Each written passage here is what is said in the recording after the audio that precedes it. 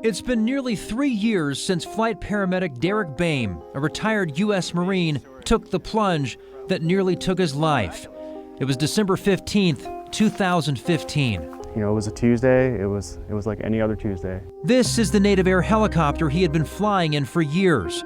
It had just undergone a major overhaul a few days prior. It was in tip-top shape. The pilots loved how it was flying. They said it's like flying a Corvette. 51-year-old David Schneider, a retired Marine, was piloting the Native Air helicopter that day.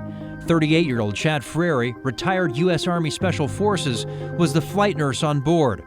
Derek says they were on their last flight of the day. They had just dropped off their last patient. It was routine. The pilot even orbited over Chad's house a couple times so he could wave to his daughter. As they flew over the Superstitions, the sun was setting. Everything was perfect. Then, in an instant, their world came crashing down. It wasn't until, seconds before the impact we realized that something was going wrong.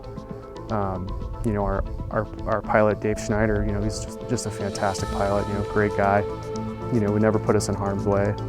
All of a sudden shouted out, and I had enough time to look up from my laptop and go, and grab my harness. We started going to that dive. You could see the terrain coming, just closer and closer and closer. The Native Air crew slammed into this remote part of the snow-covered Superstition Mountains. This is the wreckage. According to the NTSB, the helicopter hit the mountain at more than 100 miles per hour. There's no accurate way to describe, crashing into a mountain, at over 100 miles per hour. We were doing, cruising speeds over 100 knots for what the NTSB told me, and it's just astonishingly violent. The whole airframe just bent and collapsed. I remember all of it, every second. Derek tried to get to David and Chad, but quickly realized he was helpless, badly injured and soaked in jet fuel. I remember calling to him and said, I'll be right there, bud, hang on. And that's when I tried to stand up to get to him, and that's when I could feel the bones moving in my legs. I had broken both femurs. To make matters worse, the emergency location transmitter, similar to this one that's on the helicopter, wasn't working.